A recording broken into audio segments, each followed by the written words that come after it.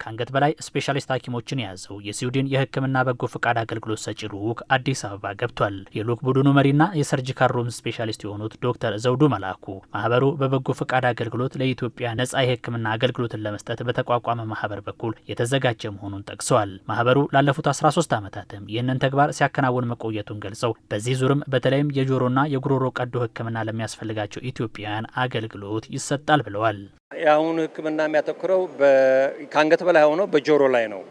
አሁን የጆሮ ስፔሻሊስት ናቸው እና የተለያዩ የጆሮ ቀዶ ጥገናዎች እናደርጋለን። ብዙ ሰዎች የጆሮ ችግር አለባቸው። በዚህ ዓመታት ውስጥ ይሄንን አይተናል እና ከህፃን እስከ አዋቂ ያሉትን ሰዎች ያለባቸውን የጆሮ በሽታ ለማስተካከል እና ለሕክምና ለመስጠት ዋናው እሱ ነው። አሴም ታይም በሚቀጥለው ሳምንት ሌላኛው ግሩፕ ይገባል።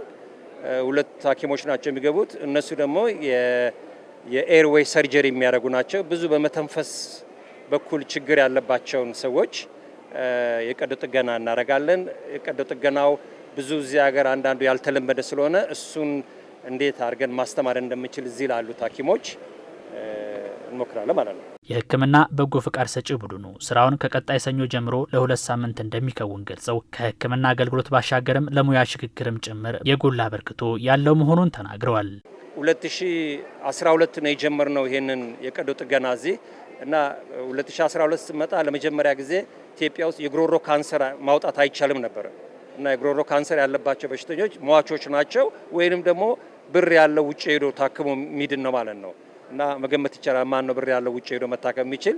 ስለዚህ ያለው ቻንስ የመሞት እድል ነው።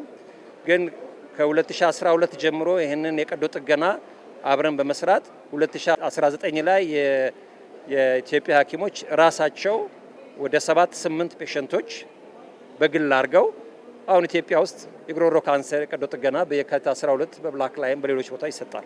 ሕክምና ላይ ትኩረት አድርጎ የሚሰራውና ልዑክ ቡድኑን የሚመራው ኢኤንቲ ፕላስ በጎ አድራጎት ድርጅት ላለፉት 13 ዓመታት ባከናወነው የበጎ አድራጎት ተግባር በኢትዮጵያ የጤና ዘርፍ ውስጥም የራሱን አሻራ እያሳረፈ መሆኑን የገለጹት ደግሞ የካቲት 12 ሆስፒታል ሜዲካል ኮሌጅ የአንገት በላይ ቀዶ ሕክምና ስፔሻሊስት የሆኑት ዶክተር ካሳይ አሽኔ ናቸው። በእውቀት ሽግግሩ ብዙ ረድተውናል። በፊት እዚህ ሀገር የማይሰሩ የሕክምና አይነቶች የቀዶ ጥገና አይነቶችን ራሳችንን ችለን እንድንሰራ ትልቅ አስተዋጽኦ አድርገውልናል። ሁለተኛው በመሳሪያ ረገድ ብዙ እጥረቶች፣ ክፍተቶች ነበሩብን። እነዚህን የመሳሪያ እጥረቶችና ክፍተቶች እነሱ አንዳንድ እንትኖችን የምንፈልጋቸውን እያመጡ ስራውን እንዲፋጠንና እንዲቃለልልን አድርገዋል። ይሄ ሁለተኛው መንገድ ነው። ሶስተኛው ደግሞ ሕክምና የሚፈልጉ ሰዎች ውጭ ሀገር ቢሄዱ ብዙ የሀገር ምንዛሬ መንገላታትም ይሄን የሚቀንሰውን እዚሁ ቤታቸው ቤተሰቦቻቸው በሚገኙበት እንዲሰራላቸው ማድረጋቸው ይሄ ትልቅ እርዳታ ሆኗል። ስለዚህ እነዚህ ጥቅሞች አግኝተንበታል ማለት ነው። የልዑክ ቡድኑ አባላትም ካላቸው ጊዜ ቀንሰው ይህንን ስራ በመስራታቸው ደስተኛ መሆናቸውን ነው የገለጹት። ሀሳባችን ትልቅ ቢሆንም ነገር ግን ስንጀምር አንድ ሰው እንኳን ብናድን ብለን ነበር የመጣ ነው። ምክንያቱም በርካታ ከፍለው መታከም የማይችሉ ሰዎች አሉ። አስተባባሪዎች ጋር በነበረን ግንኙነት ይህንን ተረድተናል። ማከም ብቻ ሳይሆን ማስተማርም ጭምር የያዘ ትልቅ ግብ ይዘናል። ይህን በማድረጋችን በጣም ደስተኛ ነን።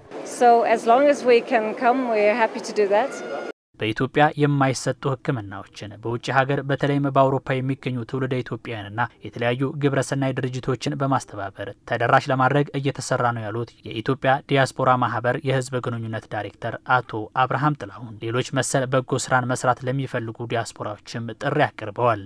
ይሄ ቲኤንቲ ፕላስ አንዱ ቲም ነው እንጂ አሁን ከሳምንት በኋላ የፖላንድ ቲም ይመጣሉ። 35 ስፔሻል ዶክተሮችን የያዘ ማለት ነው። በእኛ በኢትዮጵያ ዲያስፖራ በኩል ይመጡና እዚህ የተለያየ ሕክምና ይሰጣሉ። ይሄ ሕክምና የሚሰጠው ገንዘብ ኑሯቸው ውጭ የተለያየ ሀገር ሂደው ሕክምና ለሚያገኙ ሳይሆን በሽታ እያላቸው ሕክምናውን ለማያገኙት ለዝቅተኛ ገቢ ያላቸው ማህበረሰብ ስለሆነ ማንኛውም ኢትዮጵያ ትውልደ ኢትዮጵያዊ ባለበት ሀገር እንደዚህ ሰብሰብ ብሎ መጥቶ ሀገራቸው ላይ እርዳታ ማድረግ የሚፈልጉ ከሆነ የኢትዮጵያ ዲያስፖራ ማህበርን ኮንታክት ማድረግ ይቻላል። እኛ ፋሲሊቴት ማድረግ እንችላለን። ከአንገት በላይ ሕክምና ስፔሻሊስቶችን ያቀፈው የሕክምና በጎ ፍቃድ ቡድን ለሚሰጠው የቀዶ ሕክምና አገልግሎት መስጫ መሳሪያዎችን ይዞ የመጣ ሲሆን ተልእኮውን አጠናቆ ሲመለስም የሕክምና መሳሪያዎችን ለሆስፒታሉ እንደሚያስረክብም ተመላክቷል።